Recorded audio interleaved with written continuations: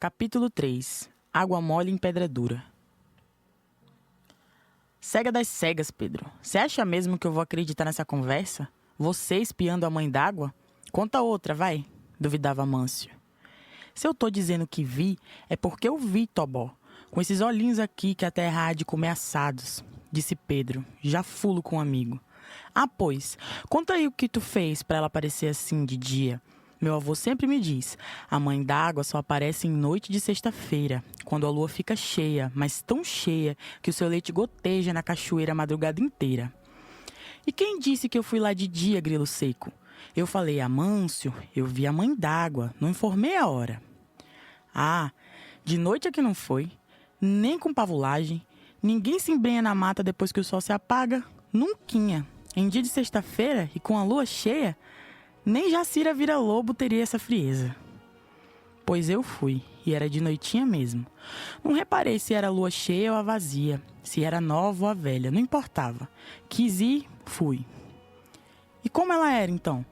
Pergunta Mâncio, a exalar desconfiança. Meu avô uma vez me disse, ela é metade mulher, metade peixe. Canta com uma vozinha de moer a alma e vive se olhando num espelho de aro dourado, cravejado de esmeralda. Bem, dela ser metade mulher, metade peixe, isso é verdade.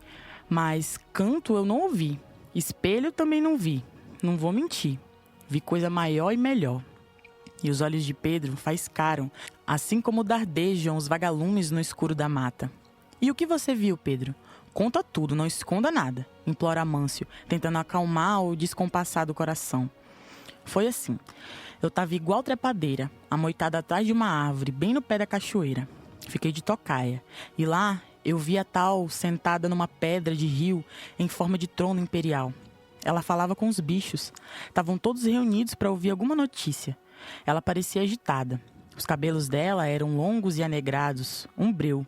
O corpo todo escamado, esverdeado. Reparei, ela trazia alguma coisa em uma das mãos, mas não dava a valência da aparência. Apertei a vista, apertei e nada. Mais um pouco e eu acabava zarulho. Esperei. Ela falava. Parecia contar uma história. Por certo, algum caso acontecido no fundo das águas. Todos os animais reunidos ouviam, calados. Só a voz dela, suave, soava. Era bonito de ver. A onça deitada do lado da anta pareciam velhas amigas. O jacaré nem dava pela capivara, e ela lá, pertinho dele, dentuça, de olhos arregalados. Tudo quieto. Só se ouvia a voz dela a dizer um não sei o quê. Quando dei fé, tinha acabado a prosa. Dali a pouco, ela se ergueu do trono para voltar para o rio. Foi quando eu vi a coisa mais incrível já criada. A mãe d'água carregava não um espelho, mas um poderoso tridente. Sim, senhor. 3 pontas, bem afiadas. Tudo prateado, banhado no leite da lua. É claro. Brilhava como brilha a estrela d'alva. A mãe d'água ergueu o tridente e... Santo Deus! Os bichos correram em disparada. Tive que subir numa árvore. Medo da queixada me pegar pra amizade. Só vendo pra crer. O rebuliço no meio da mata era dos diabos. As antas e as pacas corriam desembestadas. Levavam tudo nos peitos. As onças roncavam feio. Zoada medonha. Parecia trovoada. Só então lembrei que sentia medo. Eu tremia de medo. Desci da árvore um tempão depois. Voltei para casa com o coração na goela, a vista escurecida e as pernas para não me aguentar em pé. Quem na atividade não conhecia o caso da finada Jacira? Todos recordavam a história do seu desaparecimento. Os detalhes corriam de boca em boca e até Padre Antônio confirmava o que se narrava. Diz que Jacira chegou à natividade já moça, cabrocha, roliça e boa. Havia descido lá das bandas do Ceará, por certo para trabalhar em algum seringal da região. Pois bem, de passagem por natividade, ficou hospedada em casa de uma comadre sua, por nome de Luísa, também vinda do sertão cearense. Contam ainda isso. Na noite de sua estadia na comunidade, não conseguia pregar os olhos. Sensações estranhas lhe abrasavam as carnes. Nunca havia sentido algo parecido. Ficou pasma. A casa dormitava numa tranquilidade de cemitério recém-inaugurado. Aliás, aquelas horas da madrugada, toda a comunidade mergulhava num silêncio de umidade que se alastra em época chuvosa. Jacira levantou-se da rede que lhe fora reservada, decidida a tomar um pouco de ar fresco, pois a noite lhe parecia demasiado abafada. O vestido de dormir que usava pregava-se-lhe ao corpo, tão úmido de suor estava. Assim, apoiada nos cotovelos, resfolegou-se no espaldar de uma janela cuidadosamente aberta, a afastar-se de um telúrico hálito sonambular. Embebecida, ficava com a generosa sensação de alívio, enfim alcançada. Demorou-se lá, a contemplar o luar.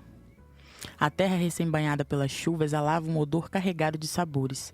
As flores se empenhavam em perfumar a noite com as mais selvagens fragrâncias. Som algum tremulava o ar. Até o rio se calara. Havia findado o ruído longínquo, mais audível do marulhar de canoas no barranco. A lua parecia prenhe, tão redonda e graciosa se apresentava, majestosa como uma rainha-mãe entronizada. Estrelas salpicavam de púrpura o manto real, ornando com toda a pompa o palácio de Sua Alteza Virginal. Renovada pela inebriante atmosfera de odores e sensações que a noite lhe transmitia, Jacira resolveu aventurar-se no terreiro, onde a luz da lua pudesse incidir com mais força sobre seu corpo sôfrego de moça. Extasiada, abriu a porta da casa, recebendo uma lufada de ar fresco mais forte e insinuante que a sorvida minutos antes. O convite foi aceito. A donzela logo corria por entre os canteiros umedecidos a ladear o parco jardim familiar. Quanto mais embebida nas primitivas essenciais, mais sede Jacira sentia, mais arfante seu corpo ardia. Ninguém sabe ao certo por quanto tempo ela correu no terreiro. Contam o seguinte: por volta das 3 horas da madrugada, um horrendo uivo por todo o povoado foi testemunhado. Da ponta oriental à extremidade ocidental, o agouro infiltrou-se em todos os lares. Som esse que pôs a tremer os barbados mais destemidos da comunidade. Na casa de Luísa, onde o arrepiante chamado foi ouvido com mais intensidade, o alvoroço foi imediato. João, o homem da casa, levantou-se de pronto e nem bem se desvencilhou do sono. Correu à caça da espingarda. Ele acreditava ter o temível bicho já dentro do seu quarto, afiando as garras para fazê-lo em pedaços. Ao abandonar o quarto, já armado, João encontrou a janela e porta escancaradas. Não arranhadas, forçadas ou quebradas. Destrancadas. Na sala, a rede de Jacira estava vazia, e por toda a casa não se encontravam indícios de sua estada. Por certo, o bicho deve ter levado a comadre. Não há de ser outra explicação para essa sumição, pensava João. Explorando o espaço da sala com cuidado, vigilante a qualquer movimento inesperado, João alcançou a porta de entrada, temeroso de encontrar estirado ao chão o corpo de sua hóspede ou o que dele restasse. Qualquer, nenhum sinal dela, nem viva nem morta, diz-que. Ao redor da casa, a terra encharcada deixava à mostra uma infinidade de pegadas. Elas circundavam o terreiro, como se alguém tivesse corrido por todo o entorno.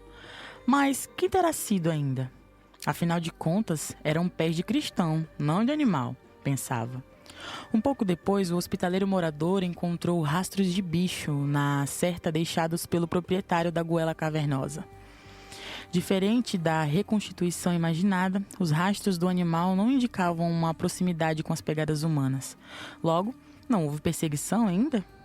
João percebeu ainda que as pegadas findavam em um determinado local. A partir dali, foi-lhe impossível afirmar qual lado teria se debandado a fera. Era como se ela tivesse se evaporado no ar. Mas será isso possível? No dia seguinte, nem bicho, nem uivo, nem Jacira. Os moradores organizaram um mutirão com os caçadores mais calejados de natividade. Eles vasculharam as matas, os rios, os carreiros da região. Nenhum único rastro da moça foi encontrado. Luísa ficou atônita. Sua pobre comadre, tão cheia de planos, havia chegado ontem mesmo e... Não, custava acreditar. Perguntas mil desassossegavam a comunidade. Por que porta e janela estavam abertas e sem nenhuma marca de arrombamento? E as pegadas humanas ao redor da casa? Que bicho teria deixado aquelas pegadas e para onde ele teria ido? E o uivo por todos testemunhado? Aquela noite, mesmo os que dormiam de sono leve disseram ter sonhado com um lobo choroso, uivando para uma pálida senhora de cabelos arrepiados e olhos amarelados. Dona Esmeralda estava aflita. Algo errado havia, ela sentia. Levantou-se da cama com cuidado e foi, pé ante pé, receio de acordar o marido, ao quarto do filho. Coração de mãe não dispara fora de hora. Amâncio a esperava. Dona Esmeralda encontrou-o com os olhos fixos no teto, como se pudesse divisar, por entre as tábuas e as palhas do telhado, um majestoso céu estrelado. Ainda acordado, Amâncio? Aconteceu alguma coisa? Indagou, preocupada. Não consegui dormir, mamãe. Me conta uma história, assim eu durmo mais rápido, pediu o pequeno enquanto lançava à mãe um olhar de gato escaldado com medo d'água. Certo, mas trate de fechar os olhos e se concentrar, disse-lhe a mãe ao aninhar-se por entre os lençóis. Ela puxou-o para junto de si e narrou. Bem, era uma vez um pequeno raio de sol, isso, um pequenino raio de sol a dormir um soninho fresco e sossegado. De repente, o pequeno raio de sol acordou, se ergueu da cama, calçou as chinelas e caminhou em direção à janela, desejoso de sentir os primeiros afagos de seu velho pai. Vejamos. Ao abrir a janela, porém, o pequeno raio de sol percebeu. Era ainda noite escura e fria, com a lua, sua mãe, a reinar suprema nas alturas. Diante da surpresa, o pequenino raio de sol voltou a fechar a janela, descalçou as pequenas chinelas e se deitou novamente na cama quentinha e dormiu, profundo e calmo, de imediato. E assim a lua no céu acordada e o pequenino raio de sol na cama a sonhar foram felizes enquanto a terra esteve coberta por trevas. Fim. Deitado no terreiro de casa, esquecido por todos, Pedro divaneava. Os pensamentos eram ágeis, sucediam-se em progressão espantosa. Peixes velozes como um raio que rasga o céu de alto a baixo. As águas marulhavam, formavam redemoinhos, pororocas. Era um arrastão de imagens. Pedro se deixava levar pela enxurrada.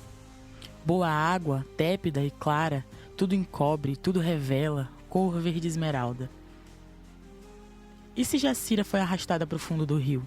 Talvez ela ainda uive doida nas sextas-feiras, lá na cachoeira do Poço Fundo, onde a lua dobra de tamanho e brilha, reluz e brilha. A lua é branca como o sangue da seringueira, mata a sede dos olhos. Jacira Vira-Lobo se apaixonou, quis alcançar o grande amor. Não pôde, virou lobo. Uivou contrariada. Mas também, uma mania dessas, olhar demorado para a alma cristalizada, todo mundo sabe, periga perder a sanidade. A lua é faceira, lanceia os bisbilhoteiros. Vovó sempre me diz, Pedro, nada de apontar o dedo para a desejada. Por que não, vovó? Ela cisma, se encanta, te espreita. Nunca mais gastei o sumo da vista maquiando a donzela. Dou umas pinceladas de quem não quer querendo, mas não encaro. Ela há de enfeitiçar algum desavisado? Jacira não tinha uma avó para lhe avisar. Deve ter apontado o dedo, a mão, o braço, a cabeça. Por certo, olhou bem no fundo das minas de prata de sua majestade. Viu moça bonita, alva e selvagem, arco e flecha na mão, cercado de lobos e cães. Quis ser bicho, andar ao lado da lua, cantar uivar à madrugada. Ficou presa na teia da aranha negra da noite. Deve ser por isso que a lua parece tão cheia.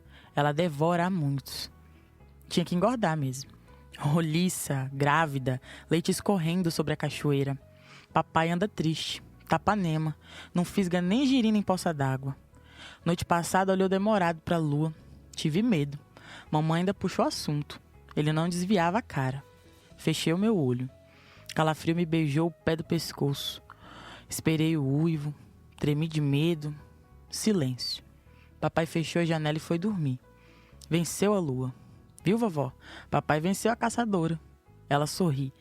Sabe que sim. Amâncio não sabe. Quando eu contar, vai ficar mais amarelo que polpa de maracujá. Papai enfrentou e derrotou a marmota. Como? Ora, como? Desceu da luminária gelada uma velha verruguenta lá no nosso terreiro. Gritava feito coruja.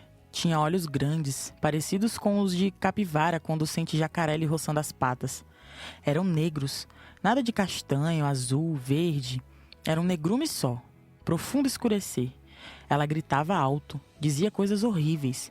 Que tinha lançado as águas contra os barrancos e as casas. Que tinha secado o rio. Que tinha proibido os peixes de morder os anzóis. Que tinha colocado Jacira Vira-Lobo para vigiar as matas. Ela falava. E a gente trancado no quarto, ouvindo e não querendo ouvir. A bruxa corria ao redor do terreiro, procurava uma janela ou porta aberta para o modo de invadir a casa. Não achou. Garrou de subir no telhado e cantar feito a rasga-mortalha. Piava e piava e piava. Baixinho mamãe rezava. Valei-me, minha Virgem Santíssima, Mãe piedosa, Rainha dos céus. Papai não se conteve. Se valeu da espingarda, abriu a porta de casa. Mamãe ainda gritou. Não fosse, pelas 5 chagas de Cristo, não fosse. Foi. Desceu no terreiro. Olhou para cima, encarou a bruxa. Não tinha medo. Ela gargalhou alto. Papai apontou a espingarda na fuça da velha. A atrevida gritou mais alto. Piava cantava. Não tinha medo. Papai fez mira, descansou o olho em cima da gourenta, então disparou. E nem rastro de visagem. Mamãe correu pro terreiro. Fui ver, não vi nada. Escuridão. Frio e silêncio reinavam. No longe uma coruja piou. Mamãe arrepiou. Valei-me, minha Virgem Santíssima, Mãe piedosa, Rainha dos céus. Papai voltou para casa, guardou a espingarda e se deitou na cama. Dormiu pesado, feito gato empanzinado. Papai venceu a lua. Voltei pro meu quarto. Vovó me chamou de canto e disse: "Te levanta, Pedro", esbravejou Ruth. "De novo dormindo no meio do terreiro, menino? E se vier uma cobra e te arrasta pro fundo do rio?"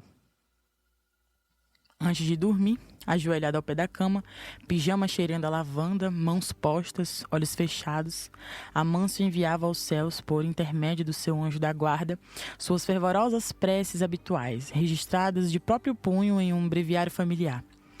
Santo anjo da guarda, meu poderoso protetor, guardai-me sempre na paz de vosso amor. Dos meus ouvidos afastai o uivo de Jacira Vira-Lobo, quando em noite de lua cheia reina suprema na mata. Vovô me disse, ela anda solta nos matos caçando de comer. Uiva alto pra lua num canto horrível de doer. Ave Maria, Ave Maria, Ave Maria. Deixai a bruxa velha que na lua habita, sempre distante da minha piedosa vista. Dia desses ela baixou no terreiro do Pedro. Tinha a pele branca feito algodão. As unhas eram garras e, no lugar de cabelo, na cabeça carregava um ninho de serpentes em novelo. Ave Maria, Ave Maria, Ave Maria. Que a Mãe d'Água não abandone o seu reino para vir se encantar por nosso humilde terreiro. Foi vovó quem me disse. Quando a Mãe d'Água deixa o seu reino, é certo, ela busca um novo terreiro. Se um a agrada, ela manda suas águas e sobre ele constrói um puxadinho do seu palácio. Ave Maria, Ave Maria, Ave Maria. Velai pela alma de Xume-Xume, a indiazinha na floresta sepultada, onde criatura alguma pôde afagar os cachos de sua cabeça alagada. Professora Conceição explicou. Xume-Xume foi enterrada no escuro da mata. Até hoje, ela ronda por lá. Procura o caminho de volta para casa. Por isso, as crianças não devem entrar na floresta. A indiazinha tem os olhos inchados, traz os cabelos molhados, as mãos e os pés enlameados e treme de frio. Ave Maria, Ave Maria, Ave Maria. Livrai-me das cobras que do fundo do rio emergem e crianças encantadas arrastam para um reino de terror, onde o medo, no empenho do mal, é um fiel serviçal. Aqui em Natividade, algumas cobras se transformam em crianças e algumas crianças se transformam em cobras. Encantação. As mães olharam demais para a superfície das águas, vovô me disse. Se encantaram, não tem mais salvação. Ave Maria, Ave Maria, Ave Maria. Protegei nossa comunidade dos forasteiros, dos politiqueiros e dos garimpeiros. Papai sempre diz que os forasteiros abusam da nossa hospitalidade. Os politiqueiros se aproveitam da nossa humildade e os garimpeiros sujam e contaminam a nossa comunidade. Ave Maria, Ave Maria, Ave Maria. Rogai ao Papai do céu para que aos peixes ordene que voltem, pois, assustados, fugiram do monstro que vasculha o rio em busca de ouro e pedras preciosas. Já ouvi o monstro devorando ouro. Ele ronca alto e zangado. Parece barulho de motor.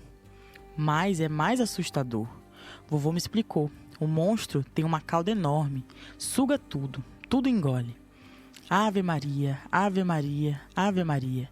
E que no alvorecer de um novo dia eu acorde feliz e restaurado, e seja para o mundo testemunha de ser sempre por vós amado. Amém. Era domingo. Ruth chamou por Pedro. Pediu-lhe que fosse à igreja buscar o clérigo. Era urgente. Precisava aconselhar-se.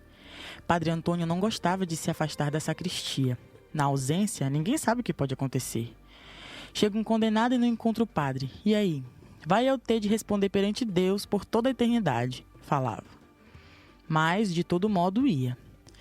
E se eu não vou e me morre um cristão sem os devidos sacramentos? Vai eu de novo levar lambada santa nos quartos, gracejava. Avisa que eu não posso ir, Pedro. Ainda tô de resguardo, disse Ruth. Pedro saiu. Voltou com o padre. Foi avisar a mãe. Antes, preparou uma cadeira para o vigário se abancar. Ficasse à vontade, como se estivesse em sua própria casa. Ia cerimoniando. Padre Antônio pediu-lhe água. Pedro trouxe-lhe na caneca do pai. O menino não se acostumava ao modo de se vestir do sacerdote. Ria-se por entre os dentes, chiando feito chaleira abrasada. Um dia quis mangar. Ruth repreendeu. Respeitasse. Padre Antônio era um homem santo e aquilo não era vestido coisíssima nenhuma, sentenciou. Padre Antônio, estou aflita.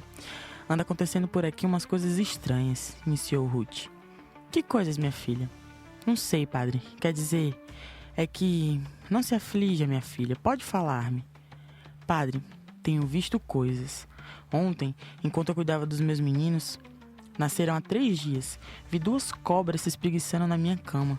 Tomei um susto. Quase quebrava o resguardo. Gritei por Zeca. Falei das cobras. Ele revirou cada centímetro do quarto e não encontrou nenhuma cobra. Mas desde então, não tenho paz, padre. Só pensando nelas. Mas vivendo em meio à mata, e há tanto tempo, imaginava a senhora afeiçoada aos animais selvagens. Afinal de contas, eles vivem soltos por aí. Podem aparecer a qualquer momento e... Não, padre, mas o senhor não entendeu. Como eu ia dizendo, eu estava cuidando dos pequenos quando as cobras apareceram. Eles desapareceram. Foi só o Zeca findar a caça às cobras, contei do sumiço dos curumins. E lá foi o pobre desesperado procurar Esaú e Jacó. Por Deus no céu, padre, ele já tinha revirado tudo e nada de encontrar. Credo em cruz. Eu já estava doente, dava por perdida a causa. Fiquei aqui no quarto sem forças para fazer outra coisa senão rezar e chorar. Clamei à Virgem para que valesse pelos meus meninos. Dali a pouco eu ouvi um choro forte, lamentoso. Me desesperei. Meus filhos, gritei por Zeca. Então, minha filha. Padre, meu marido encontrou os pequenos na beira do rio. O corpinho dele estava todo coberto de uma gosma pegajosa, como se algum bicho tivesse acabado de parir eles ali mesmo. Zeca trouxe as crianças para casa, deu um banho bem reforçado e colocou eles para dormir. Só assim me acalmei, mas tem um problema, padre. Anda para me tirar o juízo. Pois diga, minha filha. Padre, aquelas cobras nunca mais abandonaram a minha casa.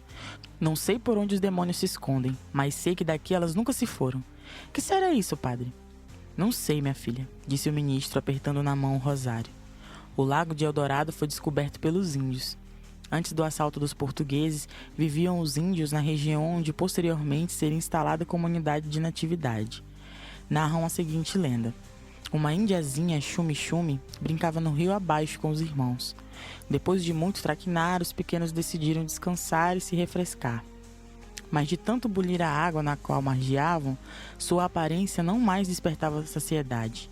Chumi-Chumi achou por bem procurar um regato onde ela e os irmãos pudessem beber uma água mais palatável. Desceram em um recôncavo de praia e caminharam mata dentro.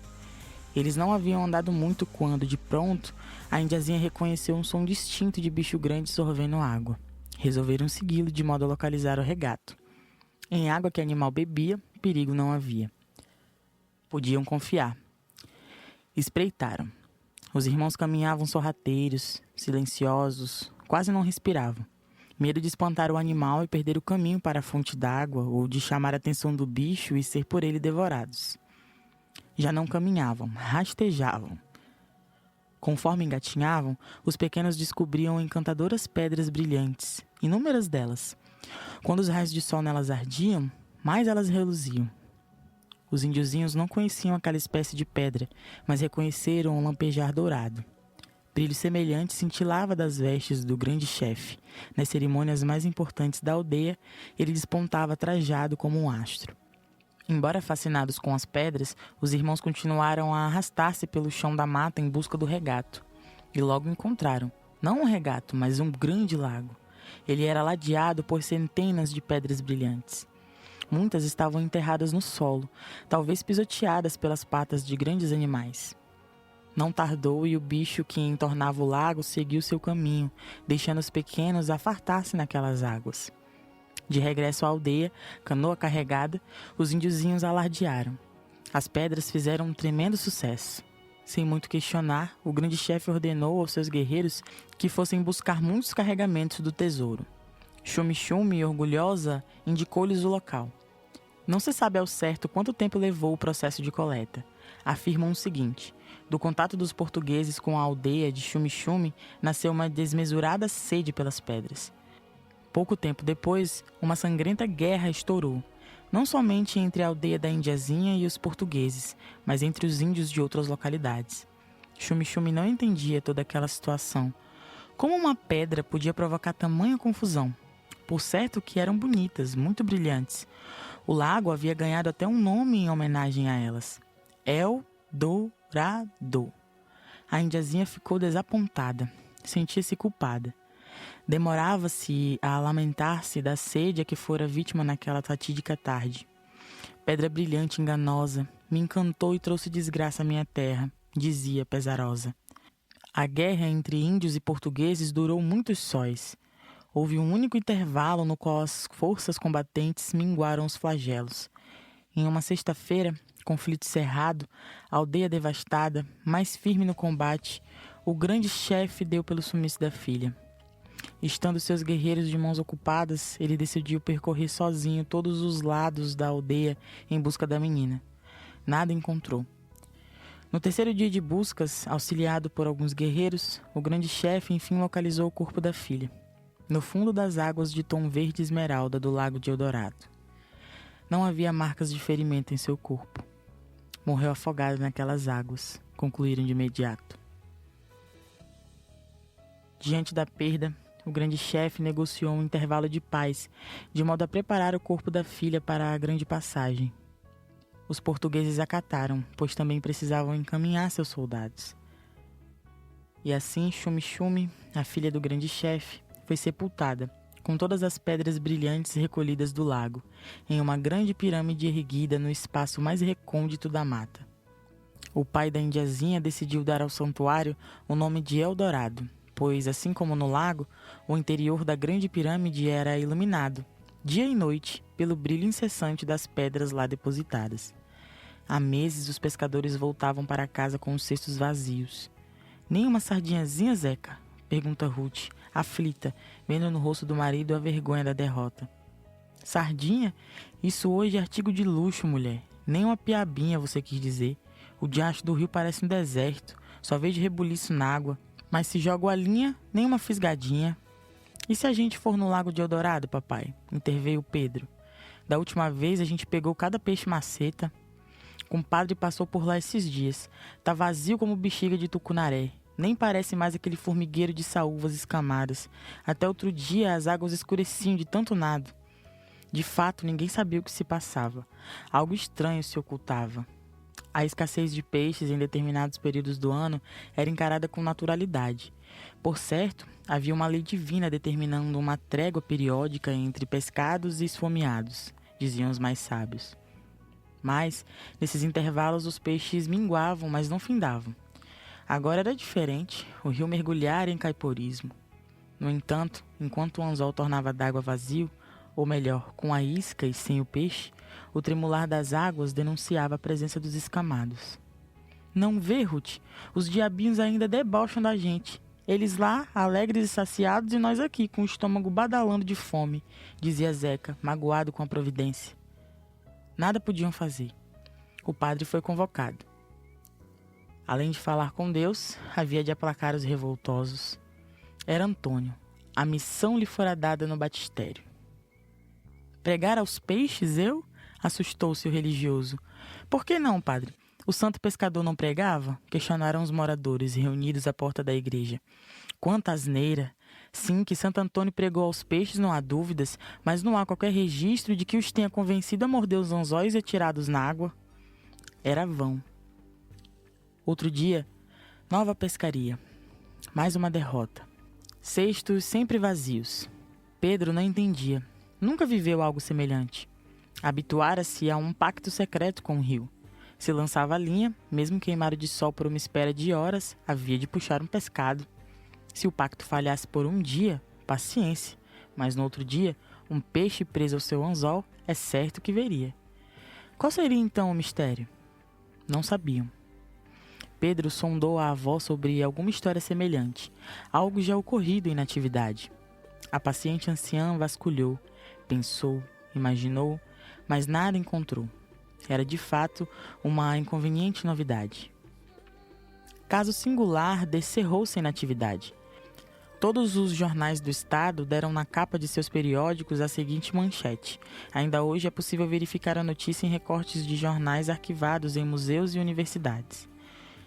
No início do século passado, uma embarcação carregada de ouro maciço naufragou em um trecho do Madeira. Durante décadas, vestígios da tal embarcação jamais foram encontrados. No entanto, um verão cavalar deixou às claras, em grandes porções, o corpo pedregoso do rio e pôs a nu carcaças e resquícios de gaiolas e barcos a vapor encalhados em sua areia bronzeada. No ponto do rio em que se localizava a comunidade, as embarcações fantasma avolumavam-se como em uma garagem abarrotada de automóveis abandonados. Equipes de todos os cantos foram mobilizadas para dissecar os sarcófagos. Homens da arqueologia, da engenharia, políticos e empresários não tardaram a engarrafar os estreitos carreiros de Natividade, com seus passos apressados, seus sonoros vozeirões e suas poses de descobridores. Foi por essa época que os moradores da comunidade tiveram o primeiro contato com uma série de máquinas modernas trazidas pelos ilustres senhores. Uma delas foi muito presente nas crônicas locais. É uma caixa preta que cega a todos com um raio de luz que dispara. A besta está sempre cercada dos políticos recém-chegados. Enquanto os moradores escondiam os olhos do forte raio, os grandes homens expunham os dentes diante do estranho artefato. Os visitantes custaram a abandonar aquele pequeno pedaço de céu. Até como cidade modelo, a comunidade passou a ser retratada. Os políticos arrendaram um terreno e nele mandaram construir uma grande casa. Diziam-se apaixonados pela Ileia. Um deputado fluminense estava disposto a abandonar a política, a mulher e os filhos na capital só para não ter de dizer adeus ao povo mais bonito e saudável da República, o recanto mais paradisíaco da terra. Quanto mais aparecia em capas de jornais e revistas, mais Natividade era inundada por curiosos de todos os lados. O que cada um deles buscava era um mistério. A confusão é medonha. A pequena comunidade não dispõe de serviços destinados à hospedagem. Não há restaurantes. Tudo que um perdido estrangeiro pode encontrar por suas empoeiradas vielas de terra batida, denominadas pelos locais de carreiros, são pequenos bares empestados de carapanãs e baratas. Um verdadeiro chupa-cabra alado. A equipe de deputados aqui reunida deliberou pela construção de uma modesta casa de praia, onde poderão discutir com mais acuidade as ações a serem empregadas para a salvação das históricas embarcações. Ideias para a criação de um moderno museu náutico já são propaladas. Veja bem, estamos diante de um evento verdadeiramente importante. É a história de nossa nação sendo aqui resgatada, arrancada da areia seca desde outrora majestoso curso d'água. Em momentos como este, verdadeira retidão é o que se espera dos homens públicos. É preciso deixar de lado os interesses particulares, os confortos, as saudades da família e unir esforços em prol do resgate da memória de nossa estimada terra. Este é o único objetivo de... E com relação às volumosas quantidades de ouro, deputado? Segundo contam, as embarcações transportavam muitas cargas do precioso metal. O senhor acredita ser possível arrancá-las do caixão?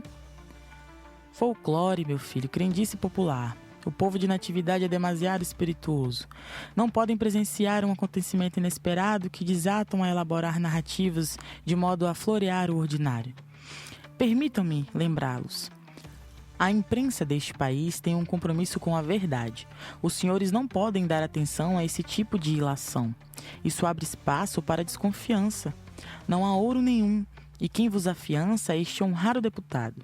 Se as histórias sugeridas por certos jornais possuírem algum fundo de realidade, encontraremos ao cabo da escavação a formosa mãe d'água cavalgando em um grande bolto dourado. Não, foi bem antes. Deve de ter acontecido há coisa de uns 50 anos. A comunidade não passava de uma vilazinha de pescador. Depois ficou movimentada que só. Todo santo dia chegava gente nova. Vasso você tinha que ver naquele tempo. Faltava de um tudo. Se o cabra não achasse de comer no rio ou na mata, virava comida de graça. Os carreiros a gente abria conforme os pés caminhava. Era homem, mulher, jovem, velho, tudo de faca na mão. Sim, senhor. Capoeira nós taiava de hora em hora. Você não via uma cerca entre os roçados. E os barracos era tudo afastado. O barranco? Ache, nem me fale. Tinha o dobro do tamanho. Se for para comparar com o de agora, isso mesmo. Por baixo o rio já lambia tudo. Mas um pouco mais o apetite aumentou de um tanto. Parecia até que na barriga do rio tinha nascido mais 2 estômagos, um maior que o outro. Era um rimoer de fome dos diabos. Mas como eu ia lhe dizendo, aconteceu bem antes da grande cheia. Oxe, sim, me lembro demais. Um dia nós fomos dormir com um nível d'água embaixo do último degrau do Trapixi, lá no barranco. As canoas amarradas umas nas outras, ou nas estacas enfiadas nas encostas. Uns troncos de árvore boiavam no rio. Barco subia, barco descia, tudo no lugar. No outro dia, a gente acordou e tinha um jacaré embaixo da nossa cama. E ele nadando, tranquilo e calmo, pelo quarto. Eu só vim da fé porque era um chuá, chuá, chuá de água chacoalhando. Aí eu me abaixei pra modo de ver o que era. Olha, juro pra você, tinha um pá de olho feito fogo me espiando. Aquele papo pra riba, água pra tudo que era lado. Faltava só uns paimes pra subir na cama. Uma cantoria de sapo e de jacaré que chega dava nos nervos. Como não tinha meio de expulsar o bicho, fiquemos lá, deitado. Mas a água não abaixava nem com reza braba. Vai escutando. Foi antes da cheia, no verão. Um rio que era um mar, longo e aprofundoso. Eu não sei o porquê, mas parou de chover sem que nem pra quê. E o rio foi secando, secando, secando. Se alguém se preocupou? Qual? Quando a gente foi percurar o rio, ele já tinha se mandado. Por essa luz alumiar, o rio ficou tão seco, mas tão seco, que dava de atravessar para o outro lado de a pé. Por Deus no céu, areia nos dedos, quente de sol, triste de ver. Umas lagoas se formaram por aqui, outras por ali. O rio parecia um esqueleto de rio, as costelas aparecendo, carne seca. O barranco ficou de uma enormidade. A gente teve que aumentar o trapixi ou nós ia ficar preso, lá no alto. As canoas danificadas, rachada, empenada. Meu amigo, foi feia a desgraça. E para esse rio encher de novo. Coitado de São Pedro. O povo tanto rezava como jejuava. O padre ainda dizia, calma minha gente, o pobre do santo vai cansar os braços de tanto carregar água. Demorou, os curumim morriam de fome. Se alguém criava gado, perdeu. Tirar água de onde? Entrava nas matas atrás de caça, os bichos já tinham se bandeado para as bandas de lá. Mó de caçar água para beber. Sem peixe, sem caça, sem água para os roçados. Meu irmãozinho, isso aqui virou num sertão.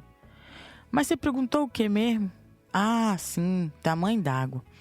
Pois bem, eu vi ela faz um bocado já. Interior da Igreja de Natividade. Velas e apenas elas iluminam o altar e as santas imagens. Sentadas em maciços bancos de jacarandá, crianças de todas as idades. Um enorme crucifixo projeta sua sombra sobre o piso. Do seu madeiro empoeirado pende o corpo do Cristo, martirizado. Em um canto pouco iluminado, Padre Antônio folheia um velho caderno. Habituara-se a preparar sermões voltados unicamente ao trabalho de catequização das pequenas ovelhas da comunidade. Ansiosos pela lição dominical, Pedro e Amâncio impacientam-se com o zelo do sacerdote para com algumas páginas soltas que ameaçam desgarrar-se do breviário. Padre Antônio limpa a garganta, põe-se em posição de orador e, fitando demorada e tristamente a Pedro e Amâncio, inicia a instrução, intitulada Bem-aventuradas as pedras de rio, porque ignoram os descaminhos da liberdade.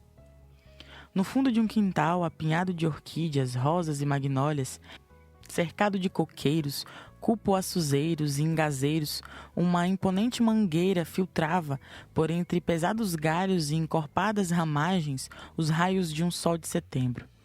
A majestosa, como então costumavam chamá-la, era o último exemplar de uma família de mangueiras nascidas às margens de uma ribanceira. Suas irmãs foram, ano a ano, tragadas pelas águas. Restava ela, forte e centenária. Conforme o inverno se aproximava, mais linda ela ficava, sempre florida e perfumada. Não demoraria e lhe nasceriam pequenos brotos. Mais um pouco e seus frutos ganhariam forma. Primeiro arredondada, depois oval alongada. A majestosa estava nessa fase.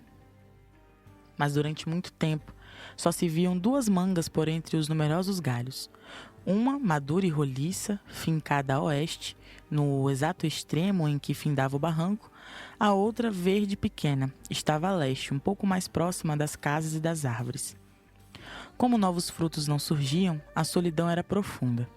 As irmãs, então, desenvolveram um método de comunicação de modo a vencer o silêncio em que estavam confinadas. Ao invés de gritar, como fariam os desesperados, elas remetiam suas mensagens por meio de gotículas de água, que eram, por sua vez, carregadas de um lado a outro pela seiva que percorria todo o corpo engelhado da árvore. Não vejo a hora de crescer. Cansa-me tanto tédio. Este sol sempre a brilhar, as águas deste rio sempre a correr e as flores desta árvore a ressonar. Nada acontece. Não te chateias? Nem por um instante. Tanta coisa acontece. Como não percebes? O que acontece? Não escutas? O vento a vergar os galhos? Não. As formigas a cortar as folhas? Não. Os pássaros a cantar nos ninhos? Não. Ora, então o que ouves? O pulsar do meu coração que nasce. Como nasce? Não nascestes com coração? Claro que não. Nós, mangas, nascemos sem coração. Não te contaram? Quem me contaria? Aqui só há nós duas. Pois ouça, nascemos sem coração. Conforme crescemos, por nossas veias começa a circular o sangue, tépido e claro. Ele vem do fundo do chão, atravessa os nossos corpos e regressa ao coração da terra. Somente quando estamos bem cheios de sangue e nossa pele muda de cor, e nosso talo engrossa, e nossa carne se enche de pelos, somente aí o nosso coração nasce. E nasceste teu coração? Sim, não vês como ele pulsa? Estou madura, logo serei colhida. Terei de esperar nascer em mim um coração? Sim, faz parte do processo. Que processo? O ciclo da nossa existência, não sabes? Acontece assim. O coração de nossa avó nasceu, ela amadureceu, foi colhida e devorada. Abriram aqui embaixo um santuário onde os seus restos foram devidamente depositados. Um tempo depois nasceu nossa mãe. Ela foi bem alimentada, cresceu forte e saudável, teve muitas e muitas filhas. Todas se foram. Nascemos nós duas. Assim como o meu, teu coração logo nascerá. Como nossas irmãs, seremos colhidas. Nossos corpos alimentarão a vida. Quando todo o nosso vigor tiver sido libado, seremos sepultadas. Então, ganharemos um ventre e seremos mães. Oh, que vida triste! Como triste? Não gozamos a vida, nascemos sem coração e quando ele finalmente brota, sugam-nos a vida. O que nos resta? Alimentar a vida. Bobagem! Falas como um pregador, alimentar a vida. Somos o estrume da vida, isso sim. És nova, por isso não entendes. Logo crescerás, sentirás a vida pulsar, então compreenderás. Quero algo mais. Desejo ser livre, voar como os pássaros, correr como as águas, trilhar como as formigas, ser viva, isto que quero. Seremos livres, mas no tempo certo. Quando? Quando ao solo nosso corpo for ofertado. Lá no colo tépido do barro, romperemos o casulo. Como asas coloridas, nossas raízes percorrerão a terra. Como ágeis antenas, nossos corpos se comunicarão com o sol. Cresceremos e cresceremos, até sombrear os espaços. E lá, todos os dias, os 4 ventos brincarão com nossos cachos. Os pássaros nos louvarão. As formigas farão cócegas em nossos corpos. E o marulhar das ondas do rio nos acalentará o sono. Decidido-me. Não espero. Só tolos aguardam a morte. Serei viva. O que pretendes fazer? Não houve tempo para respostas. Lutando contra seu talo, a jovem mãe garfava. Remexia-se, contorcia-se, sacudia-se. Nada conseguia, mas chamou a atenção das crianças que se refugiavam à sombra da majestosa. Uma delas, muito viva, do chão catou uma pedra. Fez mira, atirou-a. Acertou em cheio a fruta franzina. Ela voou pelo céu como um pássaro. Caiu no chão, caminhou o barranco abaixo como as formigas e correu como as ondas em direção ao rio, onde foi tragada pelas águas. A manga madura se entristeceu por haver perdido a irmã, mas resignou-se. Restava ela. Passavam-se os dias e nenhuma outra fruta nascia. A pequena ficava cada dia mais suculenta e amarela. Embora melancólica com a solidão, ela ansiava pela hora em que seu talo rebentaria e ela seria colhida e comida. Mas um instante tardava. Num certo dia, céu escuro, nuvens carregadas, vento violento, as águas do rio se zangaram. As ondas surravam o barranco com extrema violência. Tamanha foi a tormenta que ele cedeu, e a mangueira com ele pendeu. Um desconsolado estrondo fez-se ouvir na comunidade, mas ninguém se preocupou em averiguar a fatalidade. Quando enfim o céu se abriu, a natureza, em escárnio, sorriu.